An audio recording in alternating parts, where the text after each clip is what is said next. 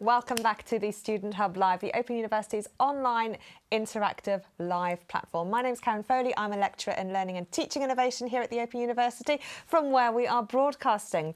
Now, Rebecca tells us that it's the first week of study and she's not sure whether to start studying or whether to do the housework.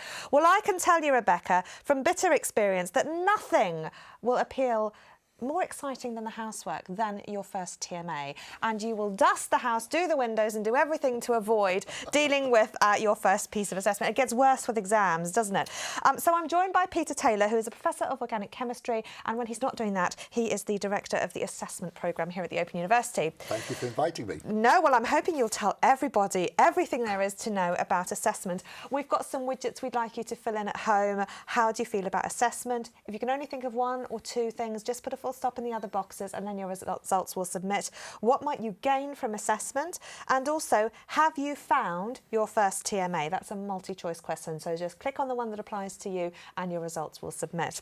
So Peter, how does it all work here at the Open University? Well, I want assessment to be a student's best friend. It's a tall ask, I know. It is a very tall ask. But I think that, you know, it's about why we do assessment and the benefits of it and how students can get the most out of the assessment they do. So obviously, the reason why we do assessment is to ensure that students have a certain understanding of the course. But that is in many ways not the most important part. I think assessment drives the learning, so it kind of helps you pace your time, your study through the through the module. So you know that by a certain date you need to have studied this amount and you need to have done this particular bit of assessment. But more importantly, when you submit your assignment, it's then marked and you get some really useful feedback from your associate lecturer. And that feedback is worth its weight in gold because it is probably the only really personalised bit of tuition that you'll get. It's really trying to unpick the mistakes you made, trying to help you avoid those mistakes in the future, trying to kind of help you understand and to move on. And so, you know, for me, the real benefits of assessment is in that feedback process and students finding time to read the kind of the feedback and to think about what it means.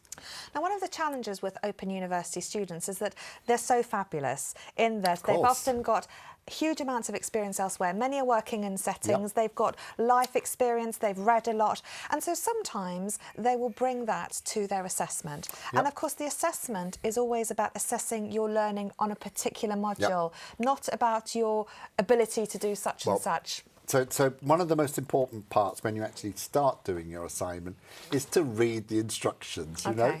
So it's about looking at the kind of the questions, making sure you understand what the question's asking, and in many ways the notes that go with the assessment often try and explain that. So the one I've got here tries to kind of describe what some of the words mean. So when it kind of uses words like discuss or explain, kind of, you know, what is the marker actually looking for? So there's often really good clues as to what we should be doing when answering the assignment, but it is important to read it carefully and to give an answer that matches the question on the paper rather than the question you wished it was. Now, this is a very important thing. That looks quite a scary assignment. Let's just show people at home briefly what some of these components are. Because, Peter, we've got a question, but there's also this guidance. And I had never, until I started teaching, understood the importance of the guidance. So what does that do then, in addition to the question? I think there's, first of all, it often describes the learning outcomes. So these are the kind of the skills and the knowledge you're expected to have. And it also includes what questions test what learning outcomes, but also what the words mean, what exactly we're asking for, often roughly the number of words that we're looking for. And really, with the guidance and the questions, if you read them carefully, you ought to have a good, solid understanding of exactly what's being asked for. And, you know, hopefully, then if you follow those instructions, you'll get a good mark.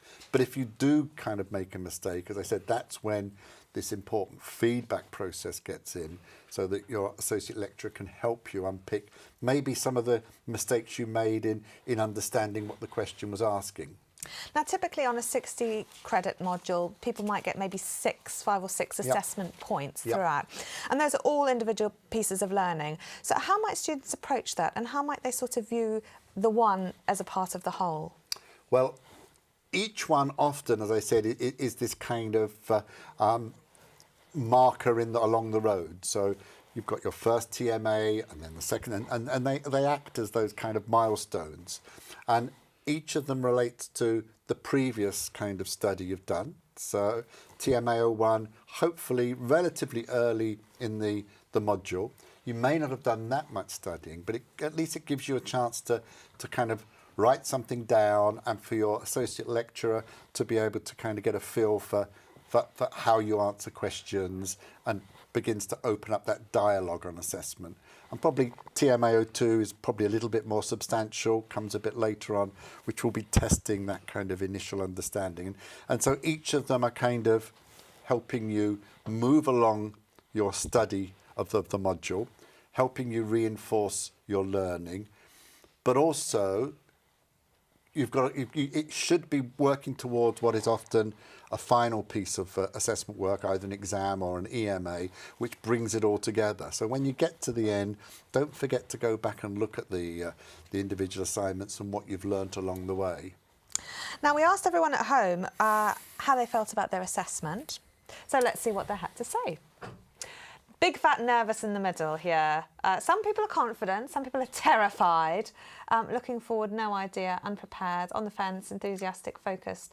Okay, so some very positive, some quite negative, wary, better after this. Good, that's good. Because a lot of our students are at level 1, Peter. Yeah. So how worried should they be in terms of impact? Well, I think we just need to kind of unpick why people are nervous. But I think the reason people are nervous is because it is an unknown thing. And there is that feeling of being judged and measured. Yeah. And yes, that is part of it. But, you know, at level 1, none of the marks you get go towards your final degree classification. At level 1, it's all about kind of developing and learning those skills, which will apply later at level 2 and level 3. So, you know, it's important that the assessment's undertaken and that you then think about how you grow.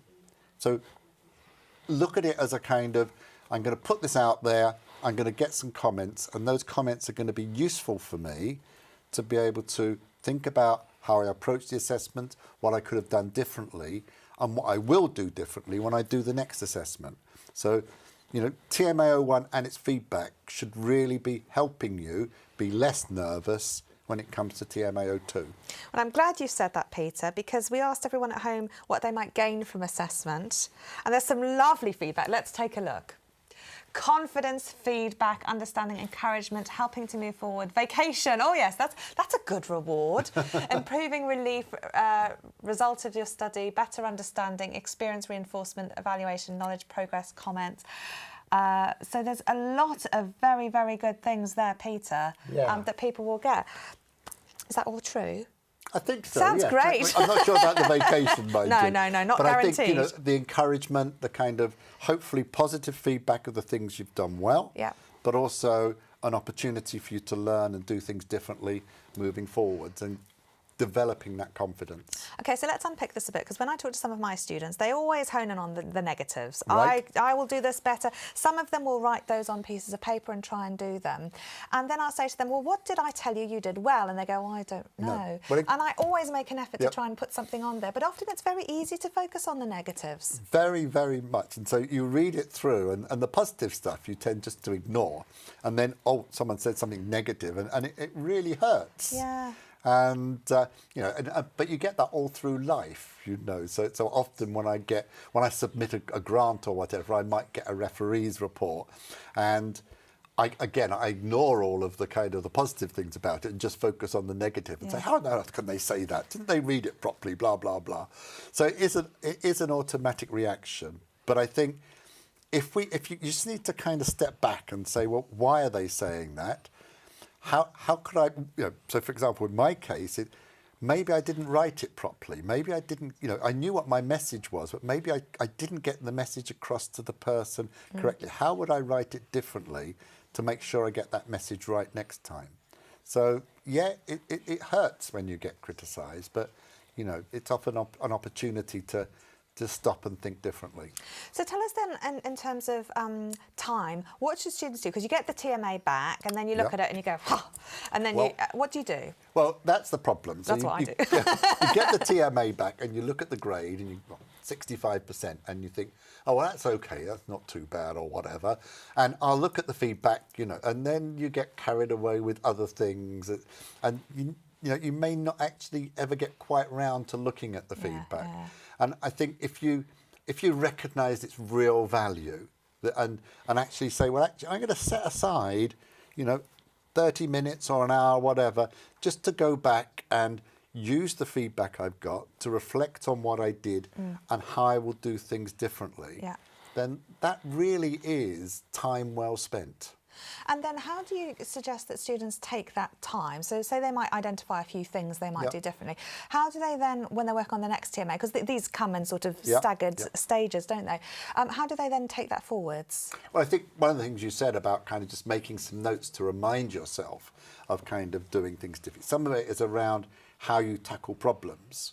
So thinking about, well, I approached it this way, but I can see now that what they were actually asking me for was to do it slightly differently. So coming to the next assignment, I'll start to think about how I might do it slightly differently. And but it's important, as you said, to not just read it and forget it, but to actually make some notes perhaps, so that when you come to approach your next assignment, you can read them again to remind yourself of what you need to do differently. And if you don't understand the feedback that you've got, you must go back to your tutor and ask them about it, because they'd be more than happy to explain it, or explain it in a different way. Yep. Peter, 88% of our students watching at the moment have found their first TMA, so they're all set. They're a pretty organised bunch, I think, and ready to go. So I'd like to end by asking what you've bought for our Student Hub Live hierarchy of student needs. I have bought a mirror. Right. And the mirror is around reflection, and it's an important thing to be able to reflect on your feedback and to think about it and move it forward. But this mirror has two sides. There's a flat side, but there's also a magnifying side on the other side. Yeah.